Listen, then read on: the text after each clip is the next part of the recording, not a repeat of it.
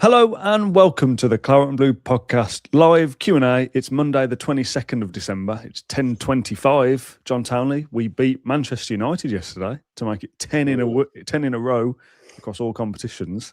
That sounds good, doesn't it? Yeah, absolutely. I just do think for most outsiders, they'd look at this game like the final day of last season and say, "Oh, Villa will win. It's United." But I don't think it's like that. We'll go on to it as we No, go. it's not But for us. also, for us, it's not like that. Second home league win against them in 30 years, and that's. I don't want to give your age away, Dan. Is that Yeah, I lifetime? was not even born when we beat them. It was No. August 1995, wasn't it? The first home game of the season or the first game of the season, famously. I was born in the November, so I wasn't born the time we did it in 95. I was obviously born, as were you, when Emery did it in his first game. But it's took him another, 5 or 6 to do it again, and we've been brilliant in that time. It's mad that we've not beaten. In the press room before the match, you get people saying like, "Oh yeah, but Villa's record against United isn't very good," and then you'll have another sort of United reporter saying, "Yeah, but Unai Emery," and I'm like, "Well, he's lost 5 out of 6 before this, or whatever it was." Like the curse has continued even in our best moment for so many years. So yeah, great to get over the line, and also doing it the way we did it. We didn't win 5-0. We didn't play amazing, but I said him a little walk and talk. Actually, the roles are reversed here. How many times have we had that sort of heartbreak? Yeah. Actually playing quite well against them and getting so close to beating them.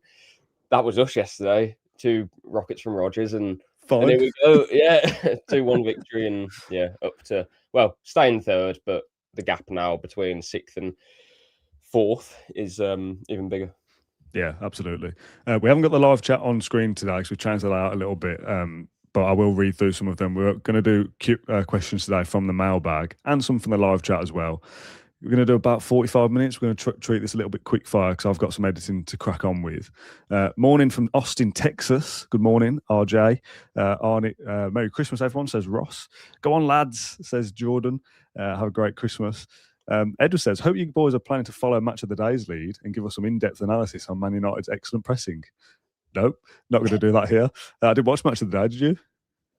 No, I got in the house at like 11 p.m. and was doing work, so no. Yeah, I was doing other things as well.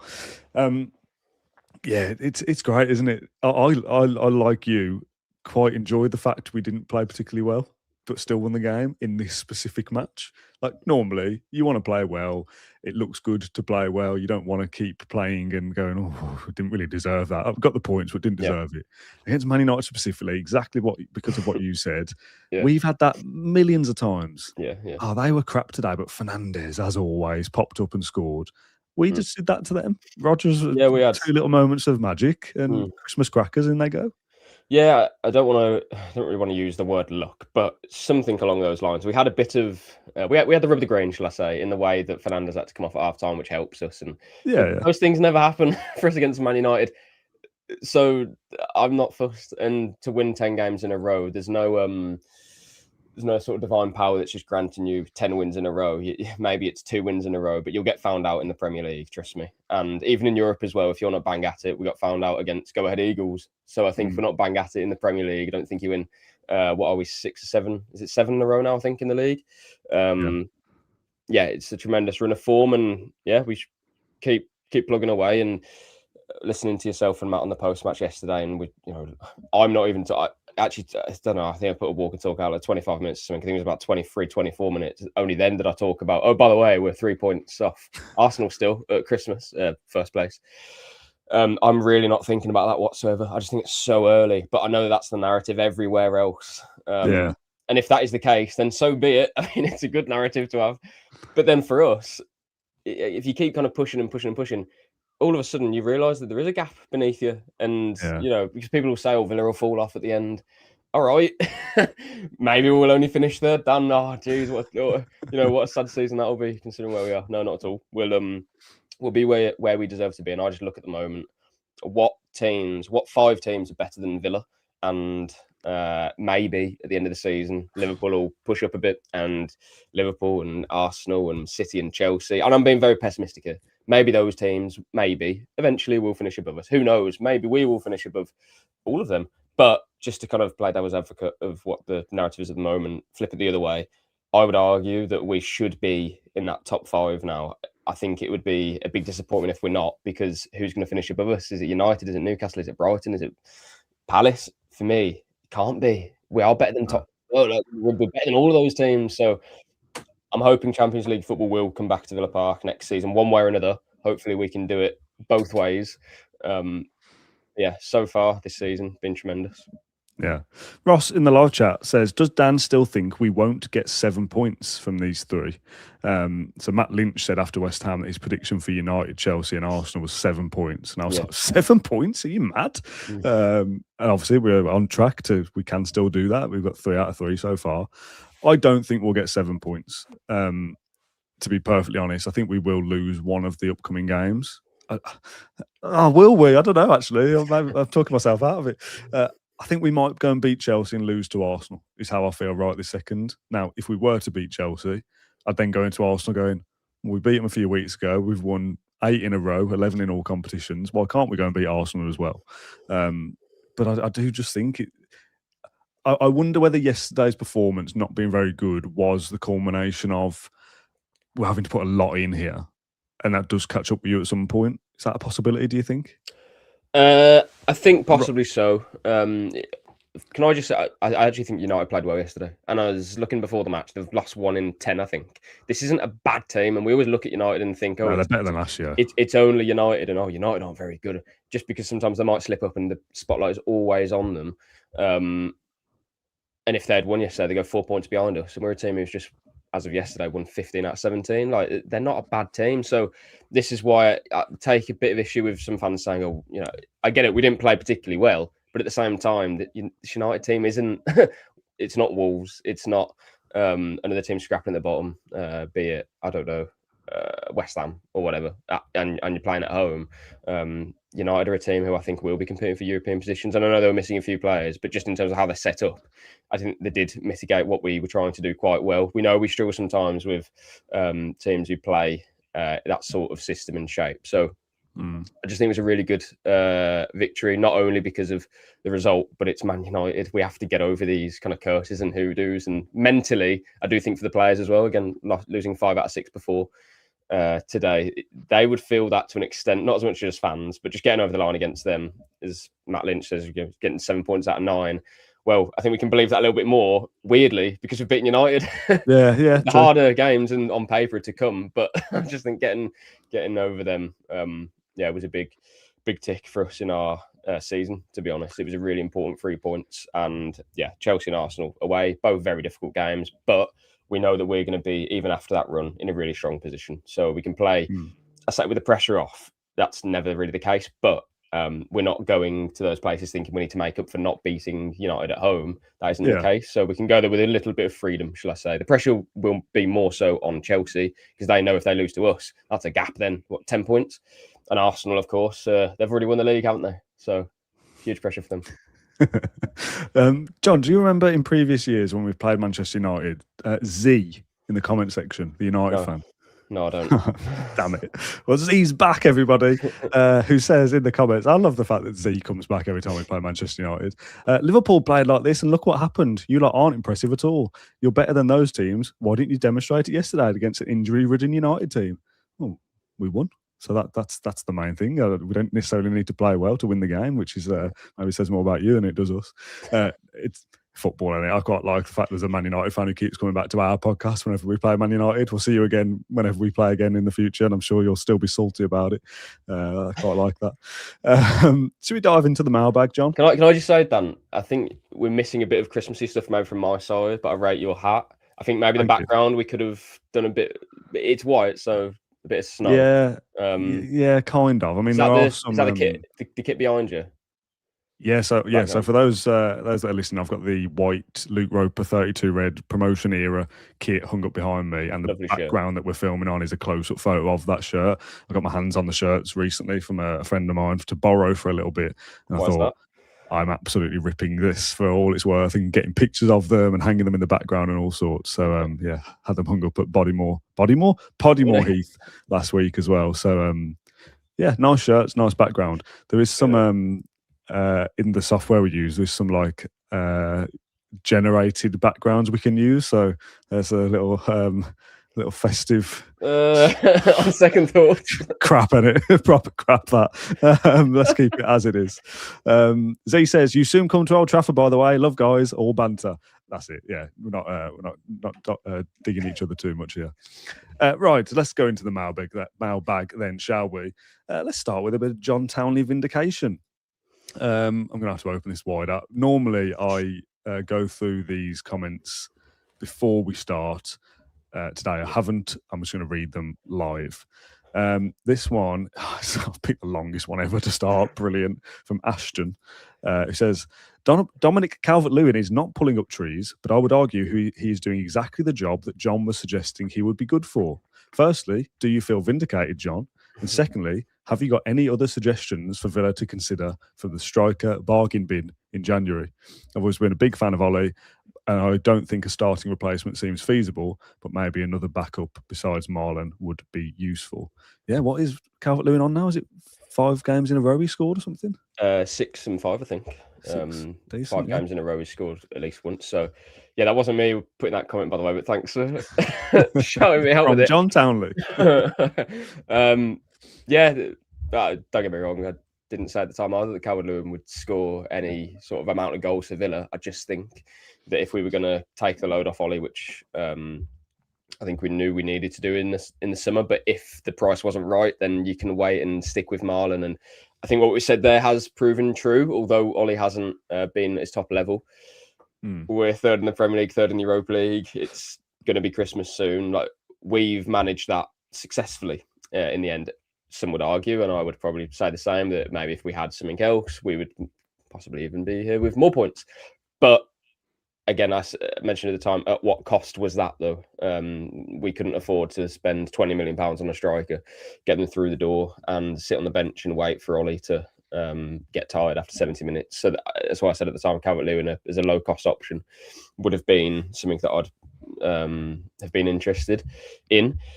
I don't have any names for right now because I'd have to think about it in terms of striker coming into the club. But we do know, and we have been told, that Villa are obviously looking to do something. Don't expect sort of anything manic. But what I would add as well is that in January, I don't think Villa are expecting to sign 5 players, all late on as well, mostly late on in terms of the loans as well. So who knows what will happen? It's a bit of an opportunity window, isn't it, the January market? But yeah, Villa looking to do business.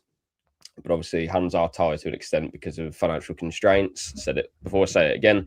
I don't think Villa do have to spend lots of money to make this team better. In fact, there was one player who I did mention in the live show that we did, which was Richarlison. And then that's not me saying the Villa do need to sign him, but it was more of an example of a player who I think is, how do I say, he's got a...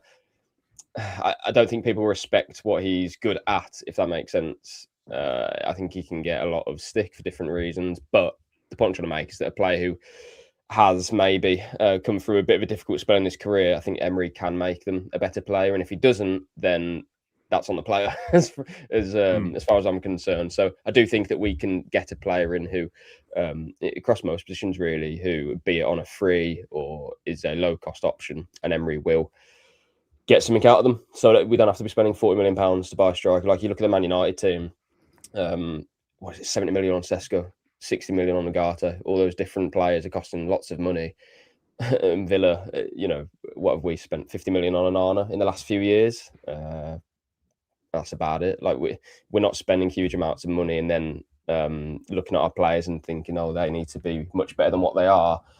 It's actually Lindelof coming in on a free and providing solid cover really for a player like Pau Torres, who was so important for us. And to talk about United's injuries, well, Villa are missing both their left-sided centre-backs as well. So, yeah, don't have a name for you, but look into it.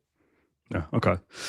Next up, Villa average around 1.59 points per game under Emery, which feels low to me. I've just Googled putting a calculator at 1.59 times 38, and that's only 60 points, which feels on the lower side. Anyway, if we achieve that average for the rest of the season, we'd get to 69. Surely that would be enough for a Champions League spot, from Dr. Ambrose von Pose, which I presume is not a real name. Is that a former player? Not a former player. I said either after West Ham or after Arsenal that I'm kind of already sticking my neck out on the line and saying I think we'll finish in the Champions League places. I think 5th will be Champions League this year, but I actually think we'll finish in the top 4 anyway. And if we keep up what we're doing at the moment, I think I'd expect us to be finishing 3rd. Now, Forest were 3rd for a long time last season, weren't they? And obviously dropped out of it completely. I don't expect us to do that whatsoever. But as you said, John, last week or the week before, you need about 10 wins to get to mid 60 points. You beat United, you need 9. You beat Chelsea, you need 8. It sounds mad, but it sounds obvious, by the way. The more you can win in a row now, that sounds mad. the easier it is to have a bit of a dip in form later down the line and be able to get away with it. And you might lose a couple and you go, right, okay, no more. That cannot be allowed anymore. You've allowed a little slip. Get back to it. You've still got your buffer and you go again. You got to win 8 games from 15 or something. And all of a sudden you go, actually, that's still definitely doable. So I think Villa will be fine for a Champions League place because we'll just keep ticking along. I'll kind of reiterate what I said before. Of right now, there are not. Well, if you go through the teams who I mentioned before, who would maybe be trying to be pushing into the 5th position, we're better than them. So even if you have that kind of classic top 4 of Chelsea, Liverpool, Arsenal, and City, we should still be in the Champions League. Whether you finish 3rd or 5th, it's the same prize. Yeah. So that's okay for me.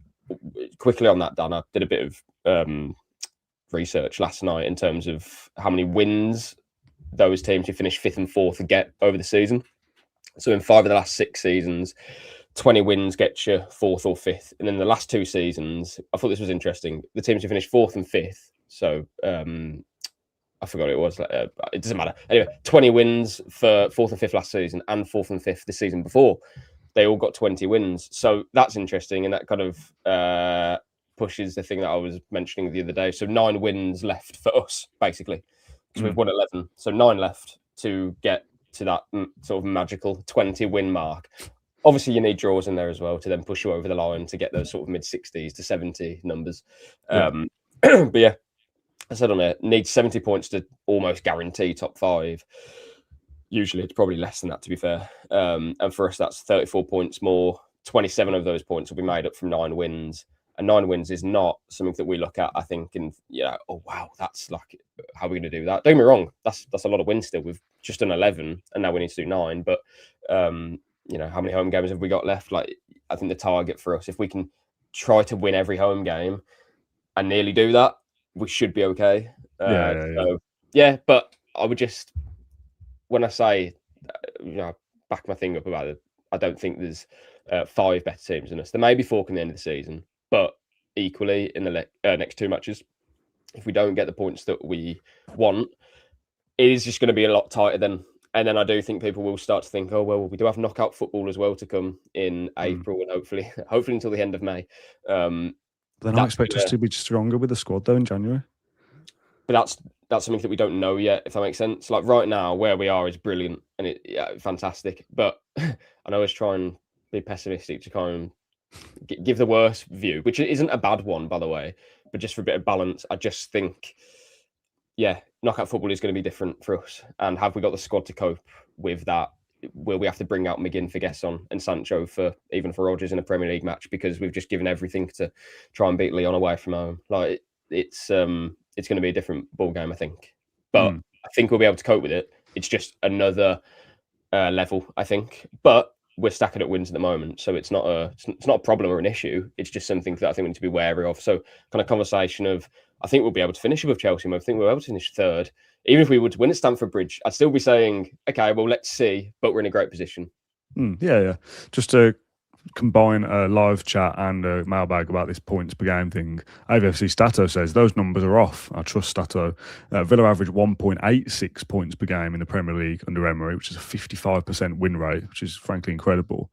Now there's 21 Premier League games remain. At 1.86 points per game, that's 39 more points, which would take us to 75, which is absolute guarantee for top 4. And a mailbag comment, on average, it takes 70 points to finish 4th in the Premier League, although it looks like it'll be lower this season. We currently have 36 points, meaning we need 34 from the remaining 21 to achieve the total, as you've just said. Should we be confident that Emery's Villa can achieve the 1.6 points per game to get to 70? considering that Emery's average, as Stato says, is much closer to 2 points a game. It is that, isn't it? We've spoke a lot about Emery's 2 points per game. Aston Villa keep rolling on. We've seen that for a few seasons now, that we have these periods where you've played 10 and you've got 20 points, so you've played 30 and you've got 60 points. Roughly, we're 2 points a game still. We've managed to kind of maintain that. So 38 games a season, 2 points a game is 76. We've obviously not got to 76, but we've got close-ish to that. Yeah. So I do expect us to get to around 70 points. Yeah, if I read you, oh God, I hate doing this. It is me talking, trying to be balanced. And now I'm going to read you all of Aston Villa's home games in the league remaining. We're going to win them all, right? So, as I say, 9 wins or so is usually to get to the 20 is usually enough. So, Forest, Everton, Brentford, Brighton, Leeds. That's 5 games there, and you've still got these all at home. Yeah, you got West Ham, Sunderland, Tottenham as well, and that gets you to 8. I think genuinely, I think we'll win all 8. And then you've also got in that Liverpool and Chelsea. So, how do I put this? We've got 10 home games left. We've played City, we've played Arsenal, we've played Man United, who are against us anyway. One of the best. We've played Crystal Palace.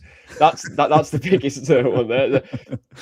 So how many games? I think it's 11, right? 1, 2. Oh, I'm not going to do that. But I think it was 10. We've got reason to believe that we can continue our strong home form. Yeah, there's nothing to suggest we wouldn't win 6 or 7 out of 10 at home, and that would be a drop off on the standards. We lost 1 game at home in a calendar year. And by the way, that's 30 odd, right? Yeah, and that's me talking before we also have away matches against Wolves. And oh man, I just do think those away fixtures are difficult though. Can I read the away ones out as well? Because I did this actually, and this is the start. This is the start of when the fixtures come out, and I said, guys, from Boxing Day onwards, we're in trouble away from home. I stand by that to a point. So Chelsea away, Arsenal away, Palace away, Newcastle away, Bournemouth away, won't be easy. Man United away. And then you've also got City away last game of the season. But the ones that I look and think, okay, well, more so winnable, shall I say, would be Wolves, Forest, Fulham and Burnley. 4 away games there. But listen, no away game in the Premier League is easy. No, but I think when you read those out, I think there's 6 or 7 at home that you should definitely be winning. And I think there's probably 4 away that you could put your hat on. Yeah. So that's 10 more wins. And 10 should be enough to get. Throw in a couple of draws and a handful of defeats, that would be more than we've had already. And you can quite easily work out the road towards the 70-point mark. Yeah, and I think we're fine to be doing that, by the way. And again, let's have it right. We'd be disappointed from here if we don't get the Champions League, unless something radical happens that you get an injury or touch wood that doesn't happen to a key player and things like that. So, as we sit here right now, we should be getting in the Champions League based on the first half of the season that we've had. But I just think there are other elements in this campaign that will still come to meet us head on, i.e. knockout football. We have to win the Europa League, need to win a trophy. We will have to navigate injuries as well. That will happen. Suspensions will happen. I didn't actually look at it. I presume Kamara and Cash didn't get a booking yesterday. They didn't. Didn't even look at that, no. So that may happen, as we go on. So there's lots to come in this season still, but it's nice to be looking at those fixtures and thinking, well, if you win 6 there and 4 away, that should be enough. Yeah, and that do you know what I mean? Whereas other teams like Newcastle and Tottenham and other sides, they'll be looking at that thinking, well, it's far too early for us to be looking at those fixtures because we've only done this and we're so inconsistent. You can't, So but for us, I think we're talking about winning 10 more games will get us to 66 points. There's 21 available. We could win 10 and lose 11 and get to 66 points. That'd be rubbish form, but would probably get you into the top 5. I wouldn't bank on it, but I know what you're saying. But we can afford to be worse than we have been so far, and still probably be okay. So I'm, like you said, barring a kind of disaster, I'm relatively confident. Right, let's move on. We said we wanted this to be a bit quick fire. We've done about 3 questions. This one is from Hercules. 9? Question mark. 9. What does a player need to do to get a 10 from John? He scored 2 bangers and broke the curse. Oh. Man United couldn't cope with Rodgers. What have been John's 10 out of 10 performances from Emery? Oh, good question. Because a 10 out of 10 is like this is that if Rodgers scored a hat trick, would he have got a 10? Yeah, yeah, that's 10 territory. Because a 10 is the best possible thing, right? It's scoring 2 goals, 2 great goals. Don't get me wrong. That's why he gets a 9, which is a great score. A 10 out of 10. If anyone knows L'Equipe's play rating, hold on. If anyone knows L'Equipe's play ratings, it's like a sacred thing of only a few have ever been given. Yeah. So I gave Rodgers a 10 for his hat trick against Celtic in the Champions League because that's hat trick in Champions League. Watkins, I think he scored a hat trick. Yeah, but come on, it's still for him as well. First hat trick in the Champions League. Yeah. And it was a big moment for us as well, wasn't it? That was a big game we needed to win. Yeah. So I think Watkins scored a hat trick, did he not, against Brighton when we beat him 6-1? I think. Yeah. And he was tremendous in that game. That was a 10. So yeah, there's always a smidgen of improvement to be had. Not necessarily in Rodgers' game. I thought he was excellent, of course. But a 10 out of 10 is like, if you're going to give 10 out of 10 for 2 goals, why didn't I do it against West Ham? It's because it's different because it's a match winning. He's the match winner. He scored the. No, I'm kind of talking myself out of it. A 10 out of 10 is it's like giving. Think of it as like a 1 out of 10. A 1 out of 10 is an absolute disaster. Like what could possibly happen for a 1 out of 10? For me, it's the same for a 10 out of 10. Like how'd you go from a 9? You have to have one of your best games, like a moment that you look back on in your career is what I would say, and think. Yeah, that's one of my. You just said then Rodgers was excellent. I don't think he was. I don't think anyone was excellent. When I say his goals were excellent, I'm sure that's what you mean. Yeah. So his impact in the game. Was he a 10 out of 10 performance across 90 minutes? No. But he scored 2 goals that won us the game. So that is kind of absolutely well done, Morgan Rodgers. Hold you up in kind of into the light. Well done. But was he a 10 out of 10 performance? No, it wasn't. So I think 9 is perfectly reasonable. Somebody in the comments says, Steve, Dan, you're looking very thin. Is everything okay? I don't look very thin at all. I did lose a little bit of weight after we started doing the Q&As in person, because I watched the footage back. I was like, wow, I've gained some weight. I could probably, you can see below my chest. I should probably lose a bit of weight on the Q&A. Ricky Gervais meme of get the keto diet on. yeah. Go and get the keto diet. And I did. Lost about a stone or so. Then I went away for my birthday. Now it's Christmas and I've got tubs of chocolate downstairs and all sorts. I've piled it all back on. So thank you for the compliment, although I don't feel thin at all. I don't like all sorts. What? Is that what they call all sorts? The sweets? Licorice all sorts, yeah, that's not what I meant. Oh. I've got chocolates down there and all sorts, as in all sorts of other things. Oh, okay.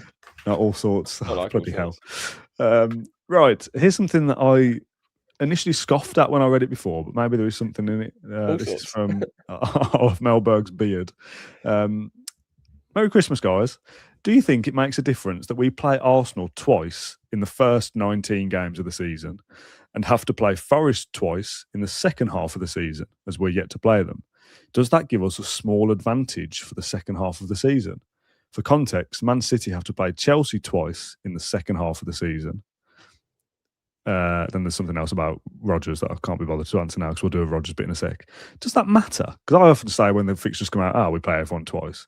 But we're playing Arsenal twice in this first half before we've even played Forest, and then we'll play Forest twice in the second half. Does that make any difference at all? Not shoot on the question, but no, not for me. Because it doesn't for me. When I read it, I was like, nah, nothing. And then I started to think, I get it, but we don't literally take as the first half of the season is like, boom, there it is. And then the second half, if we played Arsenal instead of Forest and we played Forest instead of Arsenal in terms of switching them, it's the space of a few days. Yeah. I get the point though.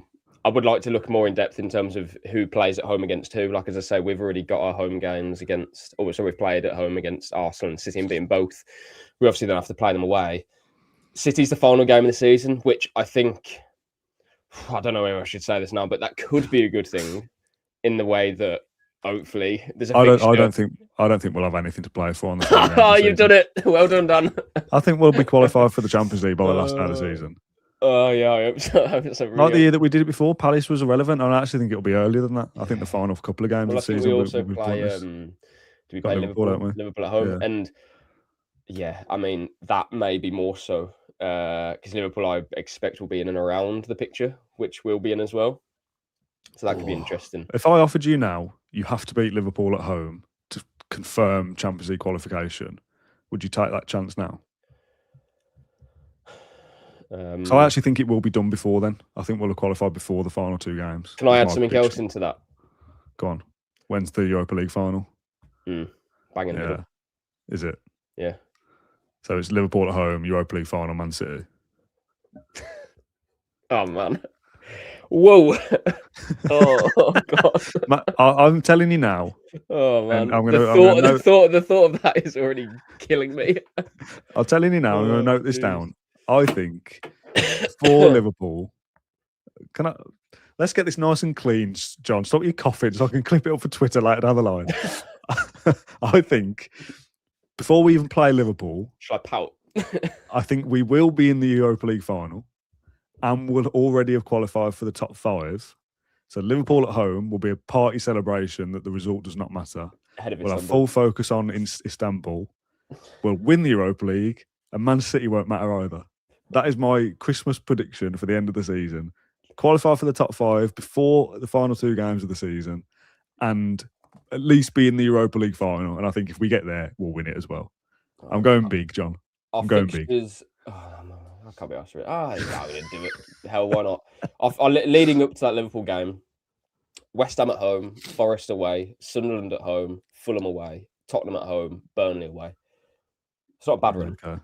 Yeah. So I'd like to think we can pack up some points there. However, quarterfinals, semi-finals in the Europa League as well. It's this is why beating Man United yesterday was important, because every 3 points, chip away, chip away. Keep bringing that total of 9 more wins. Just keep bringing it down. So those last games of the season, hopefully, we can manage our way via the Europa League, because that's a really important. And this is what we've spoken about, right? And this is like a perfect scenario. Emery and his team get to craft how the season unfolds. The knockouts are March usually, that kind of time. Yeah. I'm not suggesting Villa we're going to win every game between January and March in the league. But if you were to win a lot of those games, I don't know how many games is in that period, 10 or something. Let's say, for argument's sake, you won 7 out of 10 between January and March.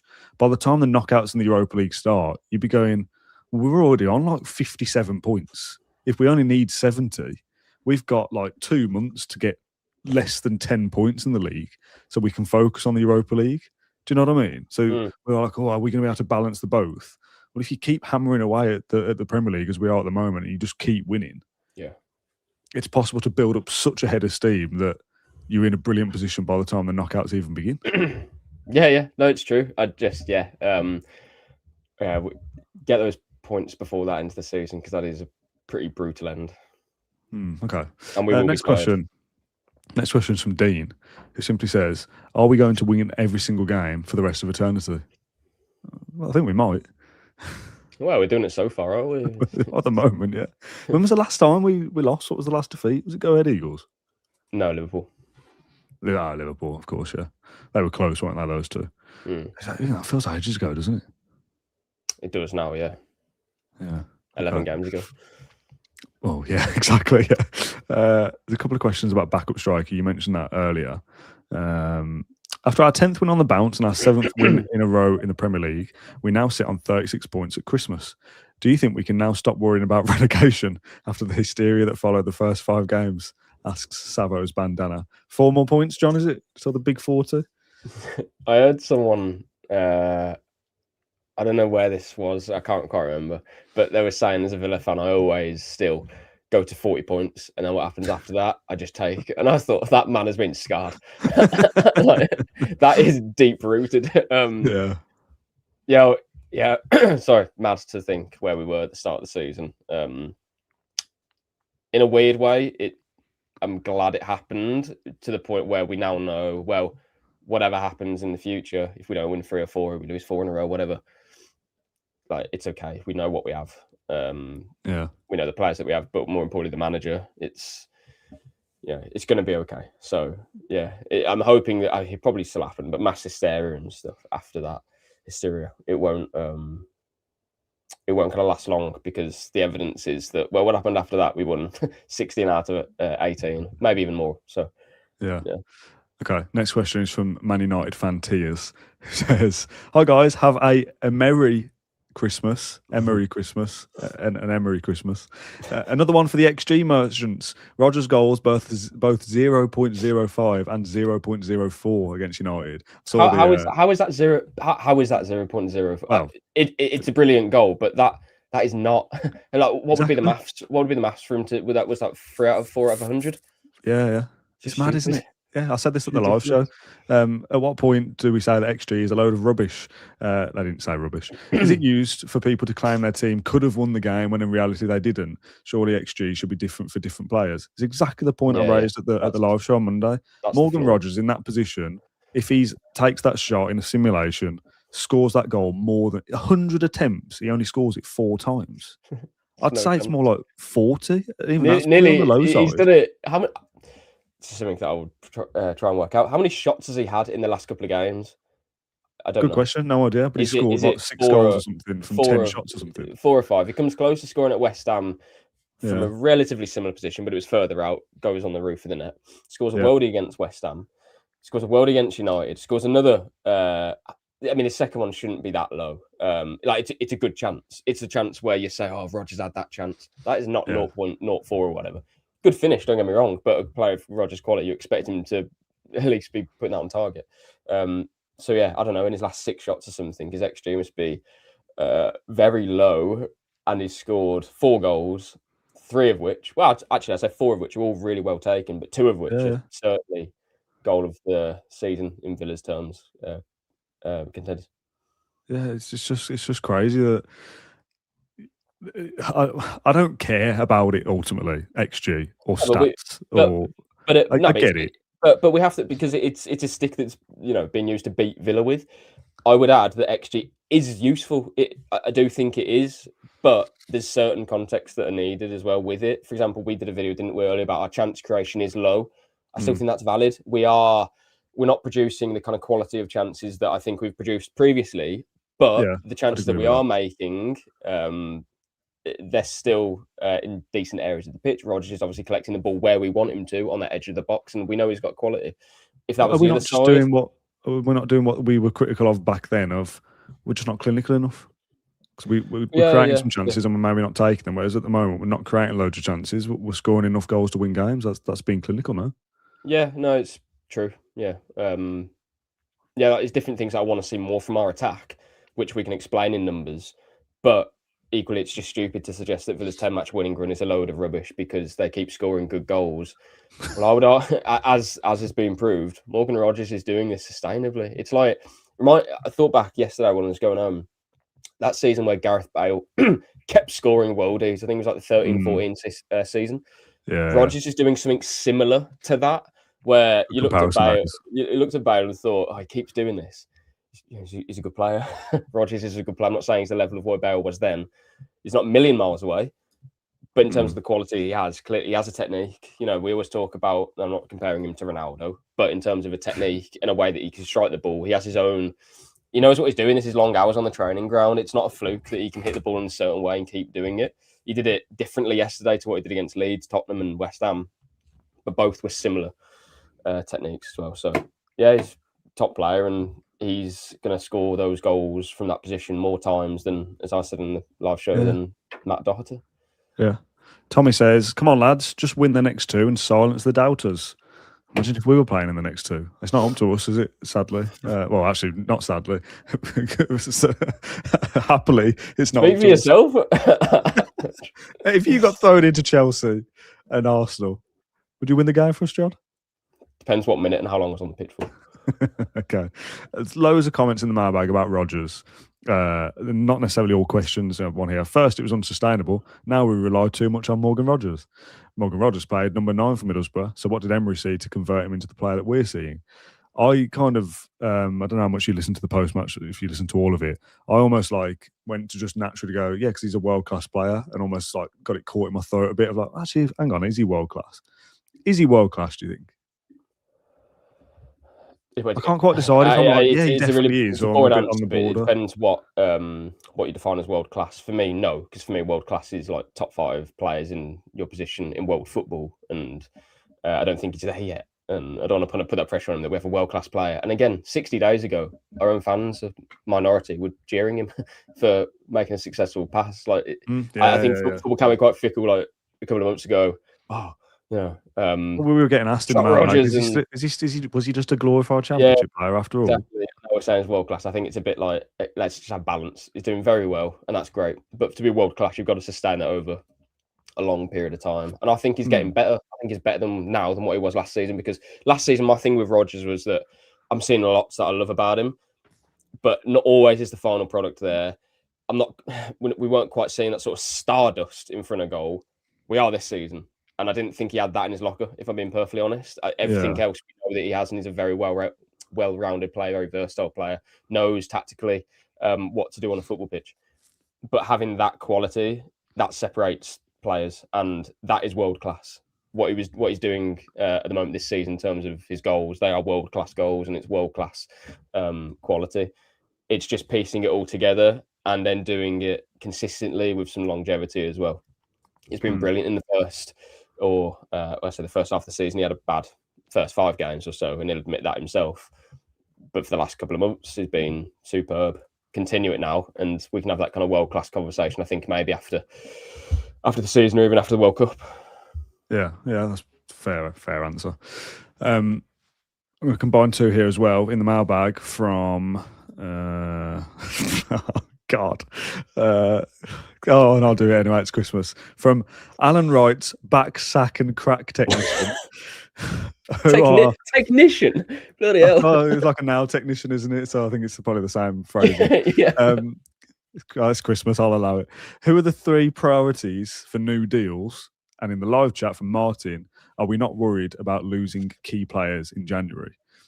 Firstly, no, I'm not. I don't think we'll lose anyone in January that we aren't willing to lose. So is Morgan Rodgers going to leave in January? No, I don't think so.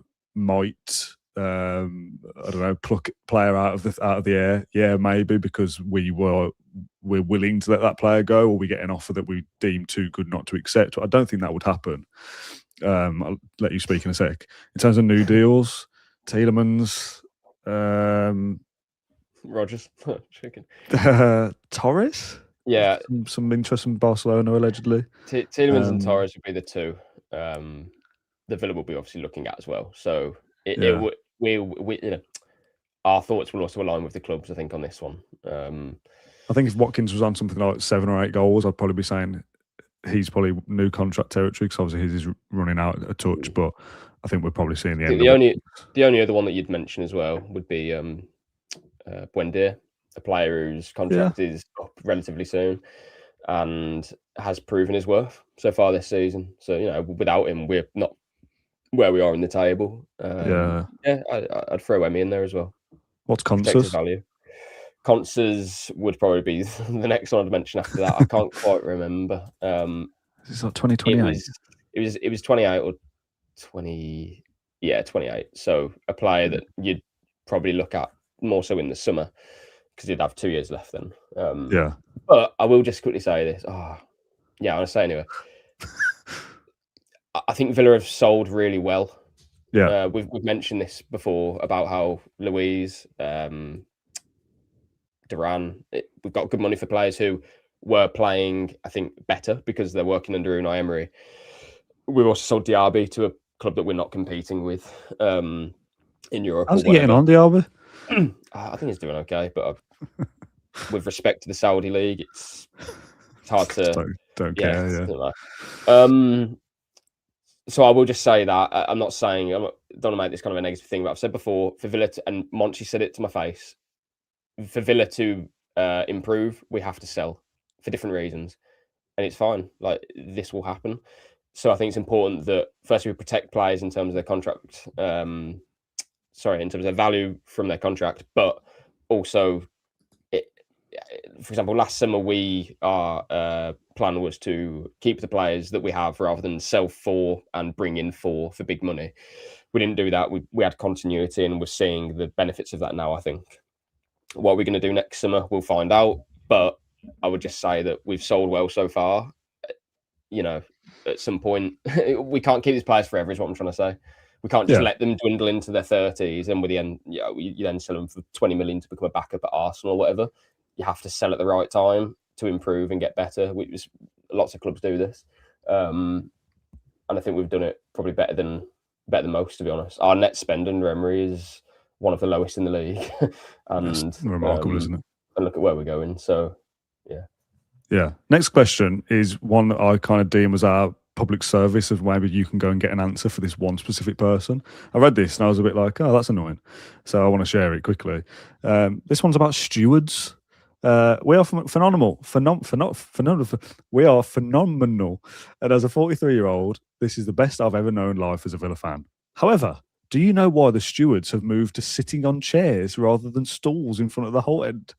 I sit row 1, the corner between Holt and Trinity. I don't mean to laugh. Just the picture. But yeah, I thought, oh, this is ridiculous. But no, I get it. Yeah, I've always loved my seat, but for the past 4 or 5 games, they've removed the stools and put security staff on actual chairs, and the chairs are higher than the row 1 seats. I spent most of the game peering around the stewards of the game I've spent money to watch. Not sure if John can go and ask somebody the question, which I don't know whether you can, but like I completely get that because the pitch is lower. So if you're on a stool, you're down here. If you're on a proper chair, you're up. What kind of chairs are there? In the Holt end, I suppose you'd obviously just stand up. But if you're in a lower Trinity and people are just sat down anyway, it's valid. Yeah. I can ask about. I don't know why that would be, but that doesn't sound like a good decision. I don't know what. No, it sounds like a weird decision, doesn't it? Because we shouldn't give this much air. Well, no, we should. Sorry, but what I'm going to say is silly. The difference between a stool and a chair doesn't allow that steward to just see more rows of people, right? But it is stopping people from watching the game. So do you know what I mean? That decision should be offsetted. They should think, well, we can see one more row, but I'm blocking one person. That's not a good decision. So I will ask about it. Don't know if it'll go to the right person, whoever's made that decision. But yeah, I feel like Matt Kendrick would say something very funny about this, but I'm not in a position to do so. So I'm not as comical, but okay, right, let's move on. Is it just me, or is there a bit of Rashford about the way that Rodgers strikes the ball? I wonder how many training shooting sessions they did together while he was here. I was thinking about comparisons. That was from Jolie and Lescott's car, by the way. He does strike the ball very, very well, and that seems different as well. Now, whether it's because of training with Rashford or not, whether he's just improved his technique, I don't know. I like the comparison you had before, actually, of 2012 Gareth Bale. And like you say, I'm not suggesting they're the same player because the style of play is different, but wanting to carry the ball, running with power, very physical body. Yeah. Cracking shot on them as well, can take a set piece. I can definitely see the similarities. Is that down to Rashford's influence, or is it just Rodgers improving as a footballer as he matures? It's a question that who asked that? Charlie and Lescott's car. Oh, I can't give him any credit. Unai, just we had a comment from Julian Lescott's car. What? It is that. I think that's a very interesting point that I hadn't thought of, and I can't credit you in a press conference or anything, but it's something that I will try and look into because that is interesting. I don't think I'm interviewing Rodgers at any point soon, but if we get him in a mix zone or anything like that, then I wouldn't be surprised at all. Yeah, ask him about his shooting technique. Right, we'll do one more. If we signed a prime Lionel Messi, asks Brad Bobley, would we win the league? And if not, what would it actually take for Villa to go and win the league this season? If we sign obviously, we're not going to sign prime Messi, but it'd be nice, wouldn't it? If we sign prime Messi, our front four would be. You'd have Watkins, you'd have Rodgers, Tielemans, and then you'd have McGinn on the right. You're going to say that? Yeah. I think. Why am I thinking about this? Are you thinking about where would prime Messi play? To kind of flip it into a more sort of sensible thing, I guess. How could Villa turn from here into title contenders? We always get this question quite a lot, but I think it's more of a mentality thing. And I'm not saying that we're getting there, but I think we're making steps to being that team that can ride a crest of a wave, but also when the going gets tough, they get out and win 3 points. For example, West Ham last week didn't play particularly well, but Roger Stardust again. Leeds. Rodgers again. Keep Morgan Rodgers. Morgan Rodgers is prime Messi. I think this is the thing that's slightly different as well, that there's games in this run specifically that in previous years of Aston Villa and Emery, there probably draws in there. I think Leeds is potentially a draw, West Ham possibly a draw, the away games. Yesterday, nailed on to be a draw, a crap 1-1. We got really frustrated. Man United again, played brilliant. Why is that always happening to us? You probably don't win 10 in a row. It's probably, you're unbeaten maybe across 10, but there's probably 3 or 4 draws in there as well. So I think we've found something in us to be able to turn those cagey games into wins as well. And that's what title challenges do. And I would add that the last, I think I mentioned this to you, the last wins that we've had, or I'm pretty sure all of the wins in this 10-match winning run in the league have all come after, in terms of away matches, they've all come after conceding early. So Tottenham early conceded goal, Nemetra at Leeds. Oh, I know I do this. I've forgotten the rest. But we have, you get the point. West Ham early goal, Brighton as well, 2-0 down after 30 minutes. So yeah. Can I just quickly flag a comment someone's mentioned in the live chat before we wrap up? David talks about Jarrod Bowen in the summer, and it's something that's always mentioned about Bowen for different reasons. His dad's a Villa fan, I believe, and he's a good player. West Ham going down. For years, I never thought this would happen. If Leeds continue to get their wins and, chipping away, West Ham are in serious trouble. And that suddenly becomes a possibility that they have a few players there who, maybe not a few, to be fair, maybe just a couple. But Bowen would be an interesting one. The only thing I would say is I think he turns 30 relatively soon. I think he's 29 now. Nothing wrong with turning 30, John. No, absolutely bang on. But I just think for us as a club, we are like in terms of reselling different things. He's actually he was 29 on Saturday, so he's not 30 till next December. Okay, yeah. That's interesting. But you get my point, though. For example, you buy Bowen, you can't probably sell him for any money. I hate to think like that, but then I would also argue, if West Ham go down, what sort of price are you looking at for Jarrod Bowen? Which I think that's an interesting discussion. Are they going to be asking for 50 million? Or would it be like 30? I think 35, 40, I think. My prediction for where Bowen will end up. Sorry? Missed that. Do you want to know my prediction for where Bowen will end up? Yeah, go on. Liverpool. And not to be the main man, but to be an option in the forward line. I mean, Salah you'd have thought would be gone by then. Salah out, Bowen and somebody else in, and they'll kind of share responsibility. Yeah, and I don't know what we can do in terms of flexibility in the summer. It's a long way away. A lot can happen, within days in the transfer window. But if they do go down, we have to be among those suitors. But then again, I go back to, but is it right in terms of the makeup of the team? I don't know. But it just because we always talk about Bowen, and if West Ham do go down, then okay, well, we have to go. It's just an interesting one. Yeah. Okay. One final one to end very quickly. We often get these questions, and I don't know why, but I quite enjoy them. From Stuart, if you could only pick to win one, would you rather beat Chelsea or Arsenal? Which, to be fair, is one of the more interesting ones of this variation, because for a couple of different reasons. That's a cracking question, because there's different. Yeah. Chelsea either is you extend your gap to the team behind you by another 3. That'd be a 10-point gap to Chelsea. Beat Arsenal, and you're level with them, and you've blown open the title race properly. So I would counter that and say we wouldn't. Actually, you're not necessarily level with them because you've lost to Chelsea. Yeah. Arsenal will probably win whoever they play next. Yeah.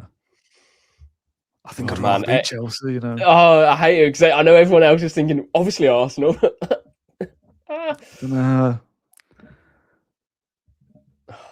I'm still more bothered about the teams behind us.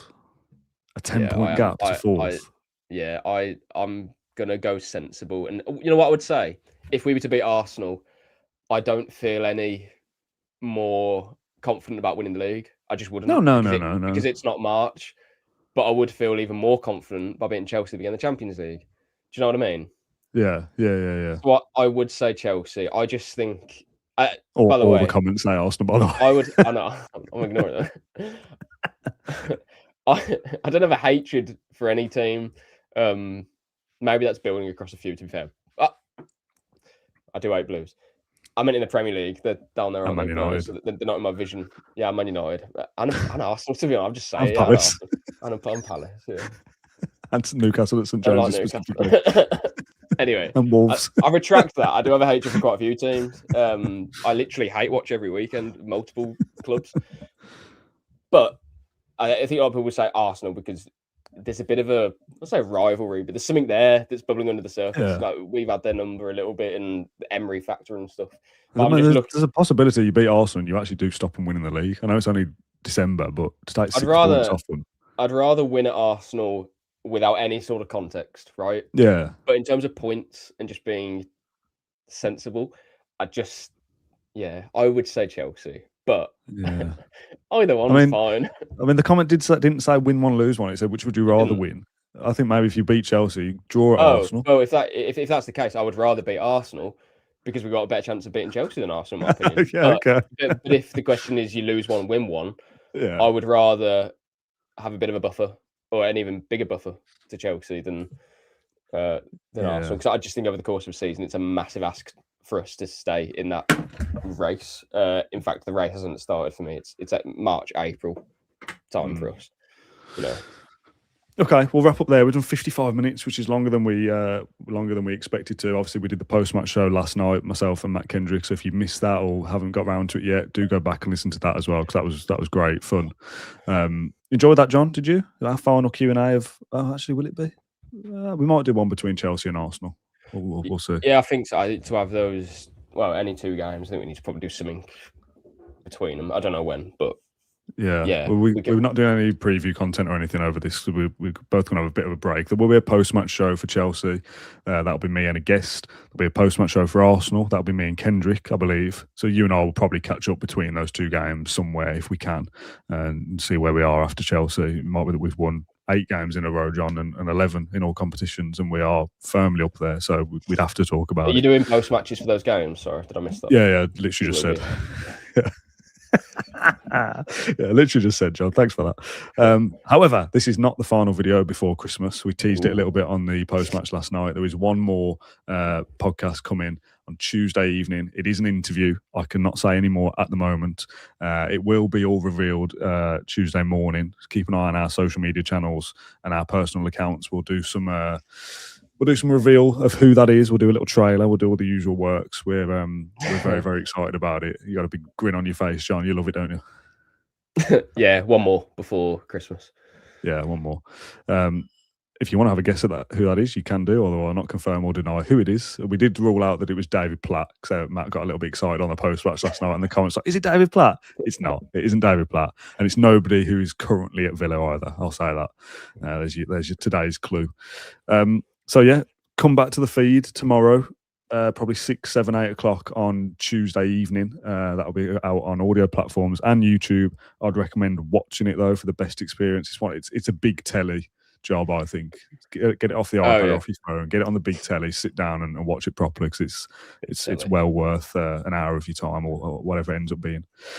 John, thank you for joining. I will wish you a Merry Christmas. We'll catch up potentially between Arsenal and Chelsea. Thank you to everyone who watched along live for this episode of the Claret and Blue podcast. Get involved in the comments when it becomes a VOD, as Matt Kendrick didn't know, a video on demand, or when it's on Spotify, Apple Podcasts. You can get involved in the Apple reviews or the Spotify comments. Okay, we'll wrap up there. Podcast on demand? Yeah, podcast on demand. Pod. Yeah, nice. Pod. Thank you for watching or listening to this episode of the Claret and Blue podcast and all of our content throughout 2025. But as we've said, there's one more, so keep an eye out on Tuesday. Thank you very much, and we'll see you then. Bye-bye.